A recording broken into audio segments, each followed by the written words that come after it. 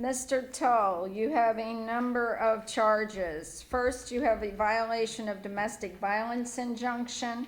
Find probable cause, state. Yes, Your Honor.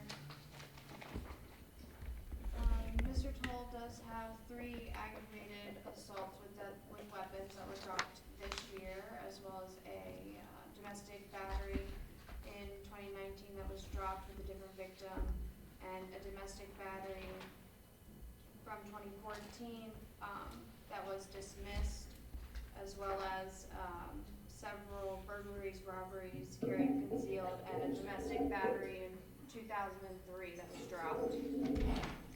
Okay, sir, you can't have any contact with the victim. None whatsoever.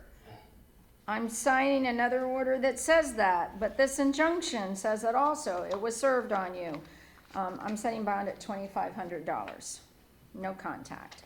Sir, you also then have an armed burglary. This first one is at 1st Street, Dade City, and that has a corresponding aggravated assault. Find probable cause on both of those. Set bond at the burglary at $50,000, on the aggravated assault at $5,000. And again, you have a public defender appointed. No contact. Mr. Tull, you have also an armed carjacking, and this is at Fort King, and a felon in possession of a firearm and a violation of a domestic violence injunction. That portion of the injunction is violation for having in possession of a firearm. When you have an injunction served, it says you have to give up to the sheriff's department your firearms. So I'm finding probable cause on all 3 of those.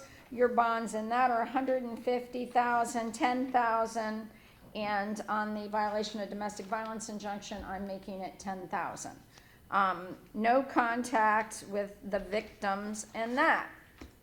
Then we have an armed carjacking ×2 and an aggravated battery with the firearm.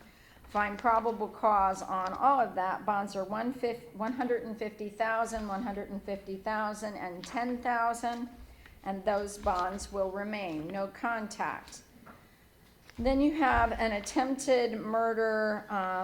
It's of a law enforcement officer in the course of her duty. I am finding no probable cause on that because it says that he drove toward her, but then it doesn't say how close he was to her, and says he drove around her car. So There you go. So 48 hours to amend. And I'm setting that at $250,000. People want me there, let you know how much the sheriff will And again, no contact. And I would like to tell you, Judge, that I would like to have the U.S. Affairs and the Channel 9 News and Channel News on my case, please. Sir, you haven't. I asked to be interviewed at the hospital, and the police officers and the supervisors there denied and stopped me from getting interviews just for their own well-being. Okay. Of not me spreading any information on Sir, their behalf of corruption. Sir, Corruption. you have an attorney appointed. Everything you say is being taken down. And if you say the wrong thing. An interview from the news and from anybody interviewing me when I was allowed an interview, and they stopped it at the hospital from me getting any interviews. Okay, well, usually inmates don't get interviews, so whatever. Okay, thank you. Next person is Lauren Wiley, and then Amy Altamari. Did you have a bond on the attempted murder? Yeah, $250,000. Thank you.